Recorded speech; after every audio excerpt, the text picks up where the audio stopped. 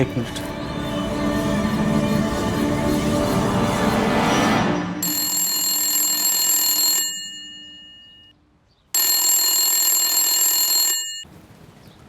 Phone भी कोई नहीं उठा रहा है। आदित्य साहब आज आने वाले थे, उन्हीं से पूछता हूँ।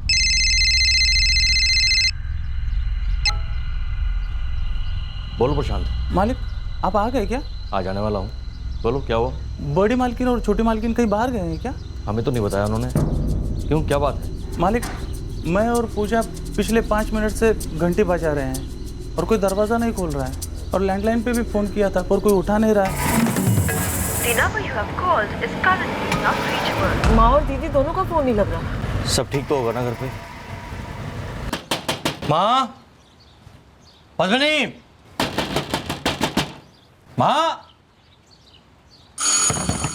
माँ, पद्मिनी, माँ, बड़ी मालकिन, छोटी मालकिन, बड़ी मालकिन, माँ, बड़ी मालकिन, माँ,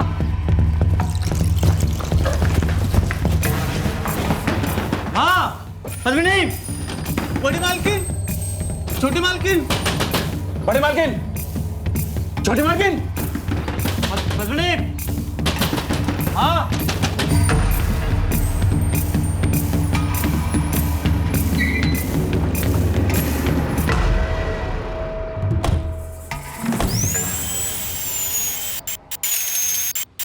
हम परसों मेरी वाइफ शिवानी के मायके गए थे परवानीगढ़। आज सुबह जैसे ही वापस लौटने की तैयारी कर रहे थे तो मुझे फ़ोन आ गया। किसका फ़ोन आ गया था आपको आदित्य जी? हमारे माली प्रशांत का। आपकी माताजी और बहन पद्मिनी कहीं जा सकती बाहर? जी बिल्कुल, जैसे बाकी लोगों का आना जाना होता है वैसे ही, लेकिन ऐसे बिना बोले कहीं चले जाएं ऐसा तो आज तक नहीं हुआ। नहीं साहब, रोज़ नहीं आती हूँ, एक दिन छोड़ के एक दिन आती हूँ। परसों आई थी और आज आई हूँ। तुम्हारा भी यही सिस्टम है, एक दिन छोड़कर एक दिन? जी नहीं साहब, मेरी रोज़ की ड्यूटी है, लेकिन परसों तबीयत खराब हो गई थी तो आदित्य साहब ने कहा कि कल छुट्टी ले लो। प्रशांत, खांसी रुक नहीं रही तुम्हारी? वो थोड़ा सा बुखार है मालिक। तो आज काम पर क्यों आए? उतनी भी बुरी हालत नहीं है मालिक, ठीक हो जाएगी। जी, अपने आप ठीक होने वाली खांसी नहीं है। एक काम करो, डॉक्टर से मिलो, कल का दिन आराम करो और परसों काम पर आ जाना। वैसे भी हम आज और कल यहाँ पर नहीं हैं। और आप? जी, मैं राजघराने के खेतों का हिसाब किताब देखता हूँ। परसों आया था छोटी मालकिन पद्मनी जी को खेतों का हिसाब किताब देने के लिए, और आज मुझे बड़ी मालकिन गायत्री जी को हिसाब देना था। आदित्य जी, इतनी बड़ी हवेली है आपके पास, लेकिन एक भी सिक्योरिटी गार्ड नहीं है, क्यों? क्योंकि कभी ज़रूरत महसूस ही नहीं हुई। सर। आदित्य जी आप रुकिए, पहले हम लोग अंदर जाएंगे, मुआयना करेंगे सब ठीक है कि नहीं।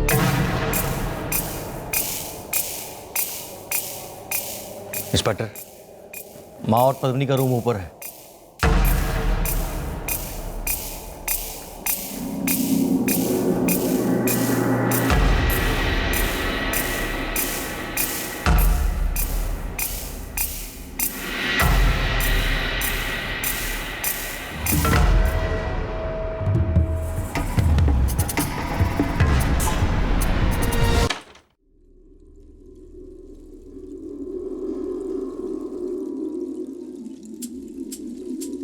क्या बात है इंस्पेक्टर? मैडम, आप बच्ची को धैर्य रखिए। आदित्य जी, आप दोनों हमारे साथ ऊपर चलिए। हुआ क्या है ऊपर? बच्ची बाहर प्लीज।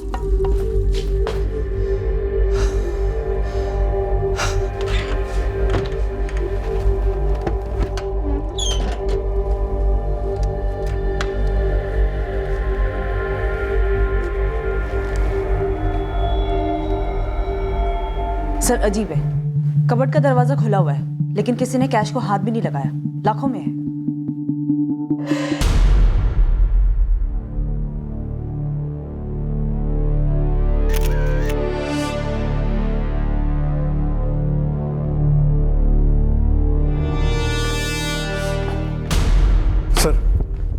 लगभग पूरी हवेली छान मारी, दोनों लेडीज गायत्री और पद्मिनी के मोबाइल कहीं नहीं मिले। सर, हवेली के किसी भी खिड़की और दरवाजे पर जबरदस्ती घुस के आने के कोई निशान नहीं है। घर का बाहरी दरवाज़ा सेल्फ लॉकिंग दरवाज़ा है, तो जो भी अंदर आया होगा वो चुपचाप इसी दरवाजे से बाहर चला गया होगा। सर कातिल कोई जान पहचान वाला हो सकता है। घर के माली प्रशांत को छुट्टी दी गई थी, नौकरानी पूजा की वैसे ही छुट्टी थी, और अकाउंट संभालने वाले गिरीश जी आज आने वाले थे। घर का बड़ा बेटा आदित्य, उसकी पत्नी शिवानी और बेटी ईशा भी यहाँ पर नहीं थे जब मर्डर्स हुए। हमारे सामने बहुत सारे बीज हैं, अब देखना यह है कि इन मर्डर्स की साजिश में कौन से बीज बोए गए थे। दोनों 30 से 48 घंटे पहले मारी गई है। 30 से 48 घंटे पहले? डॉक्टर, इतना वाइड रेंज, मतलब ये कि कत्ल कल 19 जनवरी को या फिर परसों 18 जनवरी को, दोनों में से किसी भी दिन हुए हो सकते हैं। हाँ, पॉसिबिलिटीज यही है। ये पद्मिनी की बॉडी काली पड़ गई है। हाँ, पर इस काले रंग की वजह से गला घुटने का निशान कवर हो गया है, पर इसे इलेक्ट्रोक्यूट भी किया गया है। गायत्री देवी स्ट्रेट गला घुटा गया है। कोई sexual assault? No. Prima facie तो यही लगता है कि इन मर्डर्स के साजिश की सारी वायरिंग गलत हो गई है।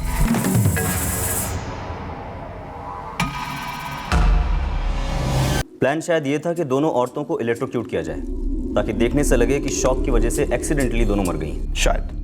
वैसे डबल मर्डर केस है इंस्पेक्टर, उस घर में पिछले 48 घंटे के अंदर कुछ तो बहुत ज्यादा गलत हुआ है। डॉक्टर, गलत तो हुआ है, अब ये पिछले 48 घंटों में हुआ है या बहुत समय से होता चला आ रहा है, ये तो सिर्फ समय बताएगा।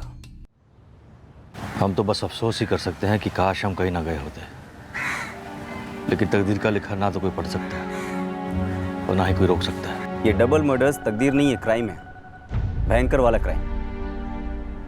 ये परवानीगढ़ जाने का प्लान अचानक बना था? जी नहीं, एक अरसे से हम शिवानी के माता पिता से नहीं मिले थे। आपका ये ट्रिप प्लान होता है 18 जनवरी को और वापसी का प्लान बनता है 20 जनवरी को। जी। आपका मुनीम गिरीश भी 18 तारीख को आता है और फिर गायत्री जी के हिसाब के लिए समय लेता है 20 तक। जी, ये उनके बीच में बात हुई होगी, मुझे उसके बारे में पता नहीं है। और आपकी नौकरानी पूजा, वो भी 18 के बाद सीधे 20 तारीख को आती है, अजीब सी ऑल्टरनेट ड्यूटी के हिसाब से। और 19 तारीख को मैंने मेरे माली प्रशांत को छुट्टी दे दी थी। और ये दोनों मर्डर्स 18 या 19 जनवरी को ही हो जाते हैं। और आप कह रहे हैं कि ये इत्तेफाक नहीं, साजिश है? आदित्य जी, मैं कह नहीं रहा हूँ, जाहिर सी बात है कि एक साजिश है।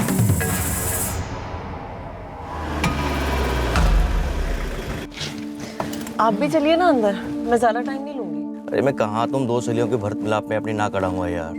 तुम ईशा को लेकर वैशाली से मिल लो, मैं एक काम निपटा के आता हूँ। ठीक है, जैसी आपकी मर्जी, लेकिन आदित्य हमें मैक्सिमम 1 घंटे के अंदर निकलना है, तो आ जाना ना। ठीक है।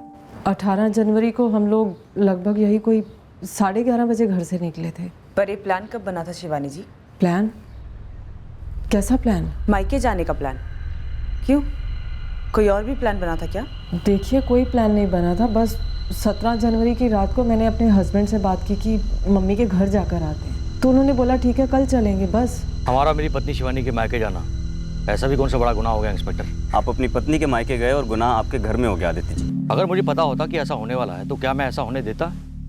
या फिर आप ये कह रहे हैं कि मुझे पहले से पता था कि ऐसा होने वाला है, इसलिए मैं अपनी पत्नी शिवानी और बेटी ईशा के साथ घर से बाहर था? गिरीश आपका मुनीम, प्रशांत आपका माली और पूजा आपकी नौकरानी, ये तीनों भी तो उस दिन बाहर थे। तो हम सब ने मिलकर मेरी माँ और मेरी बहन की हत्या की साजिश रची है। क्यों इतना आगे का सोच रहे हैं आदित्य जी? पहले ये बताइए कि ये पूजा ऑल्टरनेट डे पर काम पर आती है, ऐसा क्यों? हम किस नौकर को कब और कैसे बुलाते हैं ये हमारा पर्सनल मैटर है। और सिक्योरिटी का ना होना भी आपका पर्सनल मैटर है? देखिए, मैं आपसे पहले भी कह चुका कि हमें कभी महसूस ही नहीं हुआ कि हमें सिक्योरिटी की ज़रूरत है। आपकी मेड पूजा ऑल्टरनेट डेज पे घर पे काम करने आती है, लेकिन घर का काम तो रोज होता है ना? देखिए, घर में रोटी कौन बनाएगा, कपड़े कौन सुखाएगा, ये तो सास बहू और ननद के बीच की बात होती है। घर घर की कहानी है ये। बिल्कुल घर घर की कहानी है, लेकिन आप ही बताइए शिवानी जी, ऐसा किस घर में होता है जहाँ पे ननद और सास की इतनी ब्रूटल हत्या कर दी जाती है? और आप बहू पर शक कर रहे हैं, यानी कि मुझ पर? करने की कोई वजह और ना करने की कोई वजह? शिवानी जी, जिन ऑल्टरनेट डेज पर आपकी मेड पूजा काम करने नहीं आती थी, घर का काम कौन करता था? जूठे बर्तन सिंक में रखना एक तो सेहत के लिए ठीक नहीं है, और दूसरी बात, ये हमारे खानदान की परंपरा नहीं है। जी दीदी।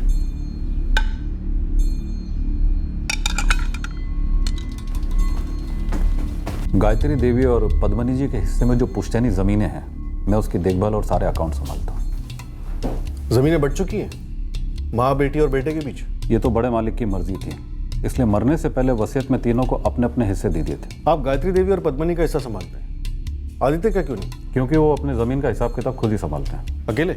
हवेली का मालिक प्रशांत कभी कभार उनकी मदद कर देता है, काफ़ी खास है उनका।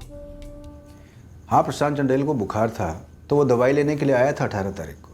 बाकी वो उस दिन काम पे गया था या नहीं ये मैं कैसे बता सकता हूँ आपको। मैं यहाँ पिछले 10 साल से काम कर रहा हूँ साहब। प्रशांत, 10 साल काफ़ी होते हैं किसी को ठीक से जानने के लिए। राजघराना है साहब, लेकिन देखिए ना, इतने सीधे संस्कारी लोग, फिर क्या हो गया? बड़ी मालकिन और छोटी मालकिन को किसी ने मार डाला। कोई बचाने वाला भी तो नहीं था। ताज्जुब होता है कि इतनी बड़ी हवेली है लेकिन कोई सुरक्षा नहीं, एक भी सिक्योरिटी गार्ड नहीं। साहब, छोटा मुंह बड़ी बात, ये बात मेरे मन में भी कई बार उठी थी, लेकिन किस मुंह से मालिक से बात छेड़ता?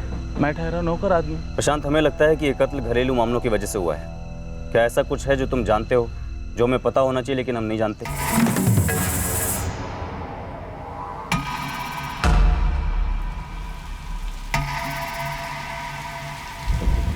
चार साल पहले जब तुम यहाँ काम पर लगी तब ये रीत थी, एक दिन आओगी और एक दिन छुट्टी? छोटी मालकिन ने पहले दिन ही बता दिया था कि घर की क्या रीत है। अब मालिकों की मर्जी से राखो पर। और घर में कोई अनबन? अनबन का तो पता नहीं मैडम, लेकिन छोटी मालकिन पद्मिनी जी बहुत सख्त किस्म की औरत थी। मतलब बात बात पर डांटती थी, सब पर गुस्सा करती थी। किसे डांटती थी? शिवानी जी को? डांटती तो सभी को थी, पर शिवानी भाभी पर ज्यादा गुस्सा करती थी। शिवानी, शिवानी! जी दीदी। 4 बजे माँ के लिए चाय जाती है, 4:05 हो रहे हैं और अभी तक चाय नहीं गई। हो क्या रहा है यहाँ पे? दीदी मैंने पूजा से कह दिया था बनाने के लिए। पूजा ने अभी तक चाय नहीं बनाई तो तुमने उससे पूछा भी नहीं कि क्यों नहीं बनाई? घर के नौकरों पर अपनी गलतियां मत थोपो, जल्दी से बोलो उसे चाय बना कर लाए, या मैं बोलूं अगर वो तुम्हारी नहीं सुनती तो।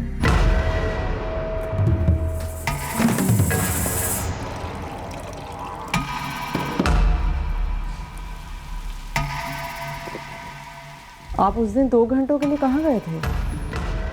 अब तुम भी मुझसे सवाल पूछोगी?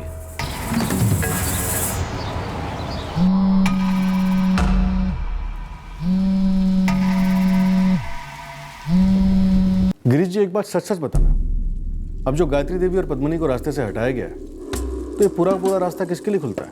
जाहिर सी बात है सब कुछ आदित्य जी को ही मिलेगा, क्योंकि परिवार में अब वही एक बच्चे हैं। तेरे चेहरे की हिचकिचाहट काफ़ी कुछ कह रही है प्रशांत चंदेल। बेहतर होगा कि जो कुछ जानता है उगल दे। साहब, मैंने वही कहा जो मैंने सुना है। प्रशांत चंदेल, तूने सच सुना है या तो हमसे झूठ बोल रहा है, ये तय करना हमारा काम है। साहब, बिजली टूट पड़े अगर मैं झूठ बोलूं? पता नहीं गायत्री देवी और पद्मिनी जी ने कौन सा झूठ बोला था जो उन पर वाकई बिजली टूट पड़ी। साहब जी, पद्मिनी जी और आदित्य साहब की बनती नहीं थी। किस बात को लेकर? वो जमीन बंजर हो चुकी है। हम रोज जो अनाज खाते हैं उसी बंजर जमीन से आता है आदित्य। जमीन हाईवे को लगकर है पद्मिनी। बिल्डर वहां पर होटल बनाना चाहता है, जिसके लिए वो हमें अच्छे खासे पैसे देने के लिए तैयार है। बेचने के लिए इससे अच्छे दाम नहीं मिलेंगे हमें, और ना ही इससे अच्छा समय आएगा। पर मुझे नहीं बेचनी वो जमीन आदित्य। वो जमीन माँ और सिर्फ माँ की है। तुम अपनी मर्जी क्यों थोप रही हो उन पर?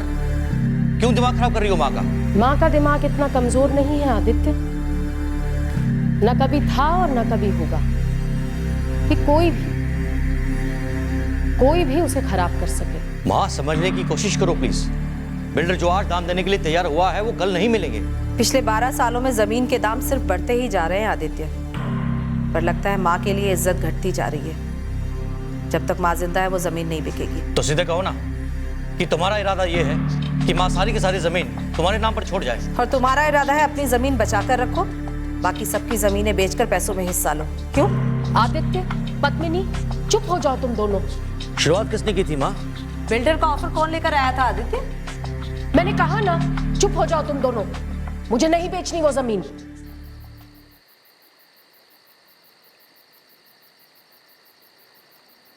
पद्मिनी दीदी जो कुछ भी कर रही है ना, बस हमारा हिस्सा मारने के लिए कर रही है। अच्छे से जानता हूँ, 1 नंबर की मौका प्रस्त। एक बात बोलूं आपसे? अब बोलने वाली तो हो, फिर पूछने का क्या मतलब है? बात ही कुछ ऐसी है, दीदी का गुस्सा ना सिर्फ मुझसे है, सिर्फ मुझसे। क्यों? क्यों क्या? शादी और बच्चे का सुख तकदीर में लिखवाया तो नहीं जाता ना। और माँ भी हमेशा उसी की तरफदारी करती है। भला कौन सी माँ चाहेगी? बेटी का घर नहीं बसा, गोद नहीं भरी, जाहिर सी बात है माँ जी का गुस्सा भी ना हम दोनों पर ही है। काश मैं इस डील की अहमियत माँ को समझा पाता। ये मौका वापस नहीं आएगा शिवानी।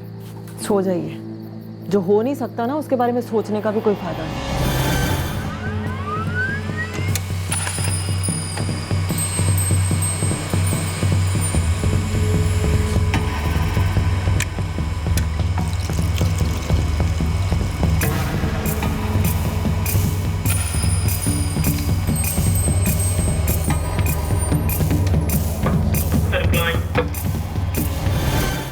सर गायत्री और पद्मनी के फ़ोन रिकॉर्ड स्कैन हो चुके हैं। 19 जनवरी को उनको कोई कॉल नहीं आया था। और एक दिन पहले 18 जनवरी को? सर 18 की शाम को उनके बेटे आदित्य ने उनको फ़ोन किया था अपने ससुराल परवानीगढ़ से। और इस प्रशांत, गिरीश और पूजा की फ़ोन रिकॉर्ड्स? कुछ नहीं निकला सर। तीनों के सेलफोन लोकेशन हवेली के आसपास नहीं दिखा रहे। और ये आदित्य और शिवानी? इनका मामला गड़बड़ लग रहा है सर। दोनों के फ़ोन रिकॉर्ड्स और स्टेटमेंट में काफ़ी बड़ा गैप है और इसी गैप से हमारा पहला लीड निकल सकता है।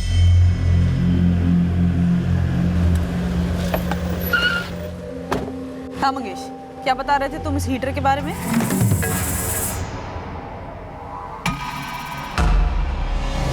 बस मैं गांव के मार्केट में टहल रहा था, तभी सुनने में आया कि 15 दिन पहले वो अपने आदित्य साहब है ना, उन्होंने 2 हीटर खरीदे थे। कहाँ से? सिंह इलेक्ट्रिकल्स, मार्केट में छोटा सा दुकान है। सर आदित्य राठौड़ 18 तारीख को लगभग सुबह 11:30 बजे दीवानगढ़ से परवानीगढ़ के लिए निकला, लेकिन उसके कॉल रिकॉर्ड साफ बता रहे हैं कि वो दोपहर 2:30 बजे तक दीवानगढ़ में ही था। और फिर शाम को शिवानी के मायके परवानीगढ़ पहुंचकर अपनी मां को फोन करता है। कहीं ऐसा तो नहीं कि ये मर्डर्स 19 नहीं बल्कि 18 जनवरी की शाम को हुए हों? दोनों 30 से 48 घंटे पहले मारी गई। शायद आदित्य ने गायत्री जी के फोन पर कॉल करके किराए के हत्यारों से बात की होगी, जो उस वक्त तक इस डबल मर्डर को अंजाम दे चुके थे, और गायत्री जी का फोन इन हत्यारों के पास था। सर शिवानी को 18 की दोपहर 2:15 बजे एक कॉल आया था। किसका नंबर है? कोई वैशाली गुप्ता है सर। तुम ईशा को लेकर वैशाली से मिल लो, मैं एक काम निपटा के आता हूँ। मतलब 18 को ही कोई प्लान बन गया था।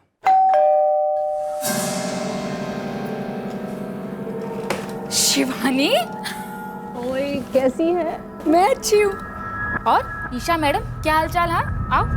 हाँ हाँ जी, शिवानी मेरी फ्रेंड है। वो और उसकी बेटी ईशा मुझसे मिलने आए थे 18 जनवरी को। और वो लोग आपके घर से कब निकले? करीब 2:30-3 बजे। इस पूरे दौरान आदित्य आपके घर नहीं आया?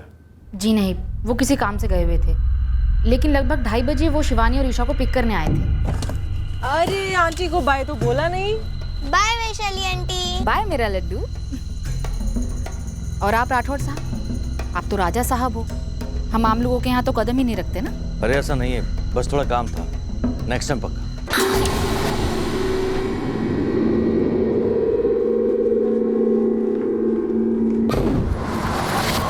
आदित्य, 1 मिनट बात सुनना। हाँ बोलो शिवानी। पुलिस ने वैशाली को फ़ोन किया था। क्यों?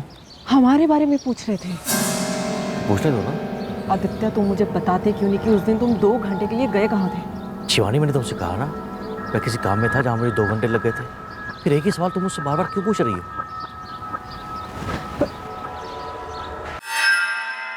राठौर हवेली में हमारी दुकान से सामान जाए, ये तो गर्व की बात है मैडम।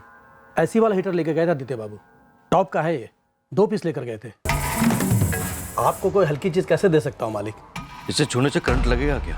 एक कॉइल वाला हीटर है मालिक, इसे तो ऐसी जगह पर रखा जाता है जहाँ गलती से भी किसके हाथ ना पहुँचे, वरना करंट तो मारेगा ही मारेगा। अब पैक कर दो ना इसे। मुझे 2 हीटर चाहिए।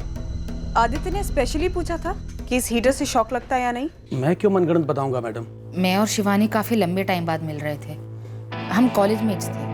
वैशाली जी, उस राठौड़ परिवार में कुछ तो चढ़ रहा था, आपको कभी बू नहीं आई? मैं सच कह रही हूँ, मुझे कुछ नहीं पता, लेकिन इतना ज़रूर कहूँगी कि मेरी फ्रेंड शिवानी का कुछ तो टेंशन चल रहा था वहाँ। इट्स टू मच यार, एवरी ऑल्टरनेट डे नौकरानियों का नॉनसेंस। तू मुझे बता रही है? आदित्य से बात कर, तू तो नौकरानियों की टीम रखवा ले। मजाक मत कर यार, आदित्य वैसे ही पहले से बहुत परेशान है, वो हाईवे वाली ज़मीन को लेके। ये पद्मिनी दीदी भी ना कभी कभी सांपों वाली चाल चलती है।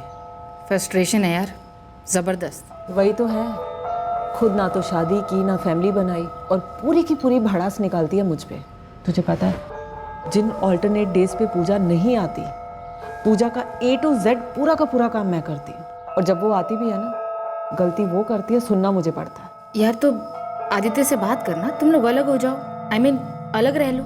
पद्मिनी दीदी यही तो चाहती हैं कि हम अलग हो जाएं और पूरी की पूरी प्रॉपर्टी पे कुंडली मार के बैठ जाए। मैं नहीं करने वाली है।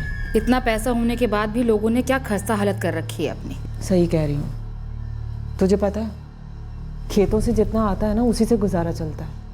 पूरी की पूरी इनकम ठप पड़ी है, इसीलिए तो हम लोग हवेली नहीं छोड़ रहे, करोड़ों की है। बातें करते करते 2 बज गए, पता भी नहीं चला। और ये आदित्य को देखो, मैंने बोला भी था 1 घंटे में निकलना है, आ जाना, फोन तक नहीं किया अभी तक।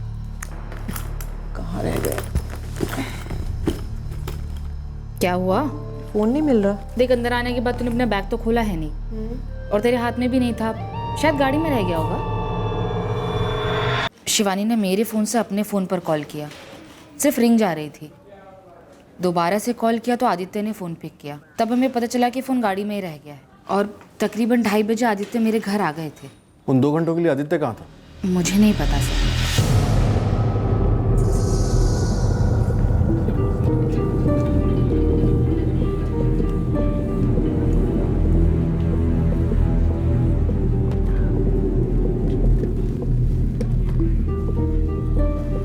लेटेस्ट मॉडल किधर से मिला बे तुझे? तुमसे मतलब?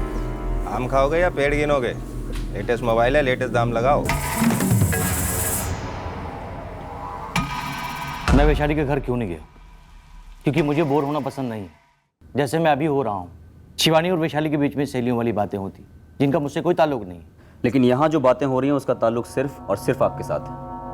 18 जनवरी को दोपहर 2:30 बजे तक कोई ज़रूरी काम कर रहे थे आप? हाँ। क्या काम आ गया था आपके हस्बैंड को? नहीं पता, ये तो मुझे अब तक नहीं पता कि वो किस काम से गए थे।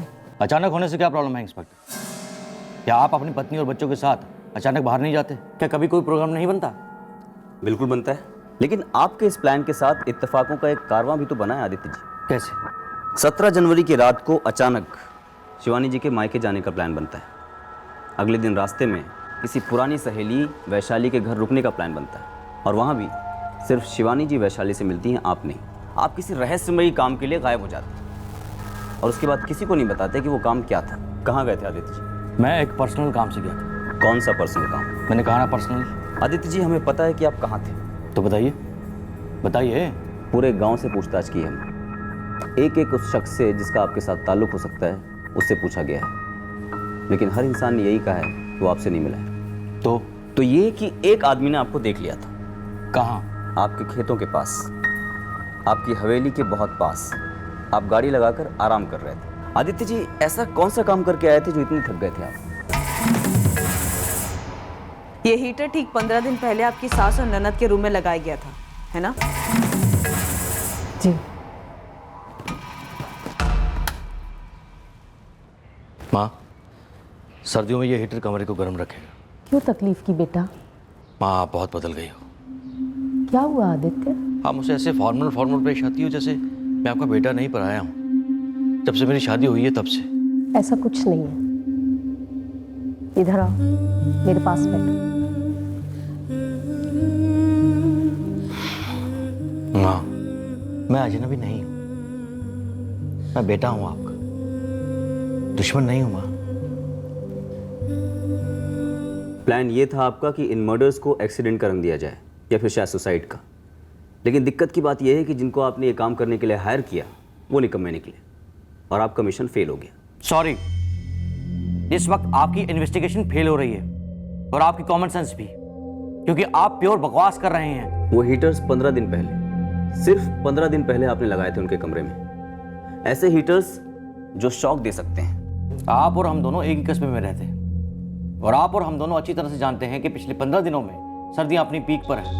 ठंड से बचने के लिए मैंने वो हीटर अपनी माँ और बहन के कमरे में लगाया था और एक हीटर अपने कमरे में भी। और आपने सिंह इलेक्ट्रिशियंस के मालिक शंकर सिंह से खास तौर पर पूछा था, डबल चेक किया था कि क्या हीटर के कॉइल को छूने से उससे शॉक लग सकता है। पूछा था, बिल्कुल पूछा था, ताकि ये बात मैं अपनी माँ और बहन को बता सकूं कि हीटर का स्विच ऑन करके कमरे से बाहर ना जाए, क्योंकि उस कमरे में मेरी छोटी बेटी ईशा आती जाती रहती है। अगर गलती से भी ईशा ने उस कॉइल को छू लिया तो कुछ भी गलत हो सकता है। लेकिन आप है कि बात को पता नहीं कहां से कहां ले गए। आपके और पद्मिनी के बीच में कोई अनबन चल रही थी? मनगढ़ंत कहानियां बना रहे हैं आप लोग हमें फंसाने के लिए। माना कि आदित्य की पद्मिनी दीदी के साथ और यहाँ तक कि कभी कभी माँ जी के साथ भी अनबन रहती थी, लेकिन वो किसी का कत्ल करने या करवाने वाले आदमी नहीं है।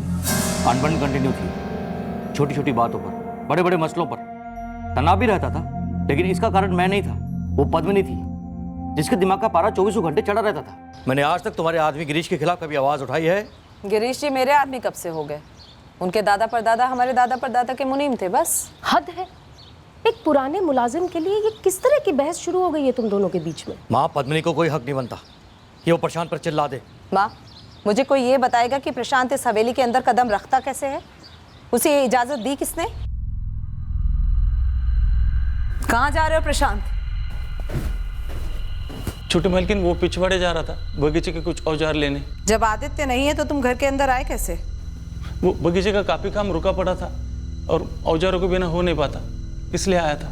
तुम क्यों आते हो? सबको सब कुछ पता है।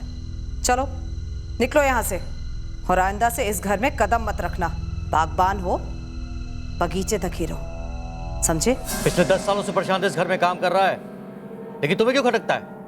क्योंकि उसे मैं लेकर आया हूँ, वो मेरा वफादार है। बिल्कुल नहीं। मुझे सिर्फ इस बात की तकलीफ है कि उसने हमारे घर पर चोरी की है, और वो दोबारा चोरी नहीं करेगा, इस बात की क्या गारंटी है?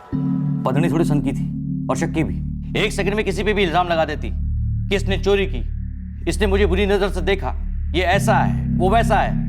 बस उसे चुप कराने के लिए कभी कभार हमारे बीच में थोड़ी बहुत बहस हो जाया करती थी, लेकिन इसका मतलब ये नहीं है कि मैं अपनी माँ और बहन का कत्ल करवाऊंगा, कभी नहीं। इंस्पेक्टर, इतनी सारी बातें साफ साफ बताने के बाद भी अगर आपको लगता है कि आपके पास कोई सबूत है तो मुझे गिरफ्तार कर लीजिए, वरना बिना सबूत का हैरेसमेंट बंद कर दीजिए। और मेरी फैमिली मैटर में दखल देना वो तो बिल्कुल ही बंद कर दीजिए।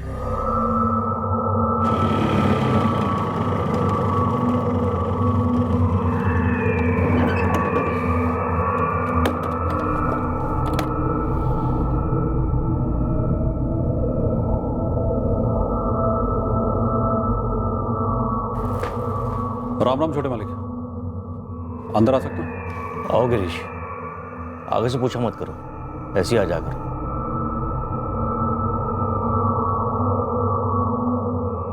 सर जो कुछ भी हुआ है घर के अंदर से ही हुआ। पूरा फायदा आदित्य को हो रहा है, लेकिन हमारे पास उसके खिलाफ रत्ती भर का सबूत नहीं है। बचा स्टाफ, माली प्रशांत, मेड पूजा और मुनीम गिरीश, इन सबके बैकग्राउंड चेक किए, क्लियर है। रिश्तों में दीवारें थी, इन दीवारों में सीलन भी पड़ गई थी। घर तो टूट गया, लेकिन इमारत अभी मजबूत है, बल्कि करोड़ों की। जैसे उसने फोन दिखाया मैंने बस भांप लिया, चोरी का माल है। मैंने सोचा आप लोगों को खबर कर दूं। कौन है वो आदमी और रहता कहाँ? अरविंद चौहान नाम है उसका, हमारे दुर्गानगर का ही है। करता क्या? छोटे मोटे 2 नंबर के धंधे। इस अरविंद चौहान को उठवाओ, छोटी मोटी बातें करते हैं इससे। हाँ गिरीश, अंदर आ जाइए।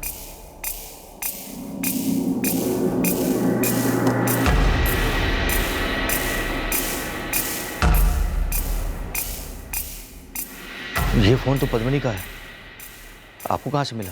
किसी ने बेचा इसे, खरीदने वाले ने आकर ईमानदारी से रिपोर्ट करा दिया।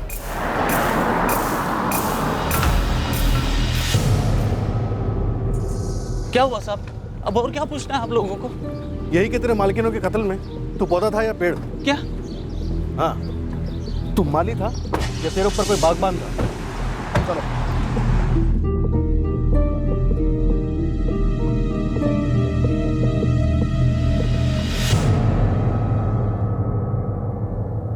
क्राइम हिस्ट्री में डिप्लोमा है अरविंद का, चोरिया मारपीट सब। और अब 2 कत्ल करके सीधे पीएचडी कर ली। नहीं साहब नहीं, मैं तो बस पैसों की लालच में वहाँ गया था, तो हुआ अब क्या बताऊँ साहब। सब कुछ बताएगा तू अरविंद, तेरी पीएचडी का वाइवा एग्जाम है आज। बताया तो मालिक, वो हवेली का माली प्रशांत चंदेल, उसने जो कहा मैंने वो किया साहब। और ये प्रशांत चंदेल, ये किसकी सुन रहा था? कौन था इसके ऊपर? कोई नहीं था साहब, बस उसके अंदर बदले की आग थी। उन्होंने 4 साल पहले उसे जेल भिजवाया था। ये प्रशांत चंदेल की चोरी का केस तो हमारे ही थाने का है। मैडम, हम में से कोई भी तब इस थाने में नहीं था। पीएसआई साहब 1.5 साल पहले आए, आप 1 साल पहले, बड़े साहब को आए हुए 6 महीने हो गए, और मुझे खुद 2 साल हो गए, और ये केस तो 4 साल पुराना है मैडम।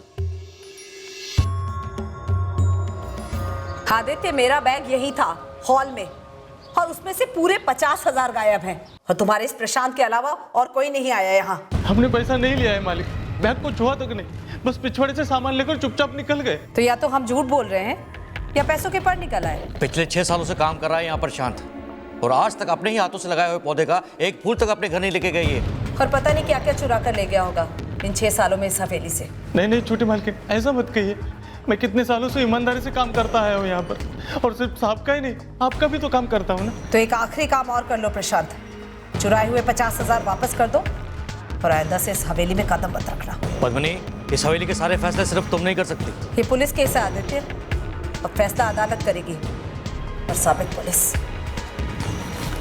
रुको पद्मिनी, पुलिस को बुलाने की क्या जरूरत है? मां रोको ने से। हेलो, दीवान बाग पुलिस स्टेशन। मैं राठौर हवेली से बोल रही हूँ, पद्मिनी राठौर।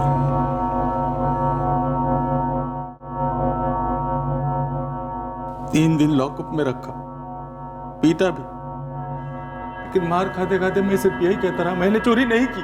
तेरी केस फाइल में लिखा हुआ है कि आदित्य राठौड़ ने तुझे जेल से छुड़ाया था, तेरा केस वापस लिया, तो यही नहीं, तुझे वापस काम पे भी रखा था। उनका मुझ पर हमेशा एहसान रहा है। ये पद्मिनी मालकिन, उसने मेरा पैसा खाया, उसके लिए मैंने पूरे 6 महीने काम किया। जब गिरीश जी बीमार पड़े थे, पूरे 30,000 रुपए बनते थे। उस पर चोरी का इल्जाम लगाकर मेरे पैसे नहीं दिए उसे।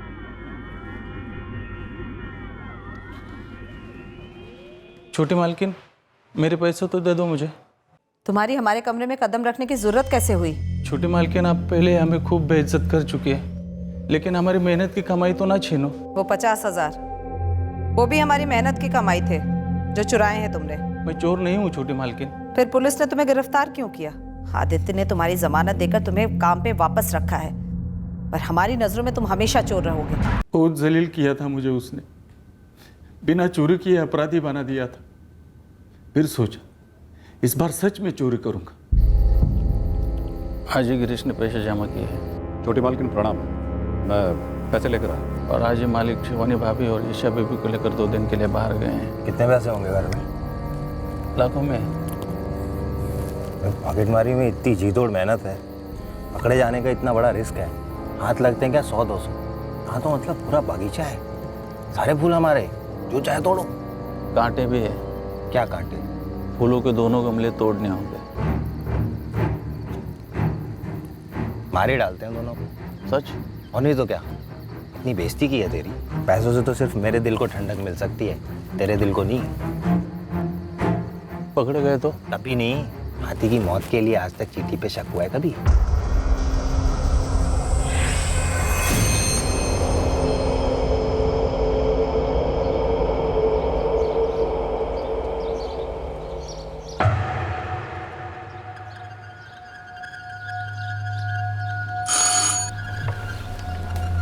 सामान लेना है। कितनी बार बोला तुम्हें, आदित्य घर पे ना हुआ करे तो अंदर मत आया करो। पिछवाड़े से औजार लेने, 2 खास पौधे लगाने। मालिक ने कहा था आज ही लगाने को। ठीक है, जल्दी लेकर निकलो यहाँ से।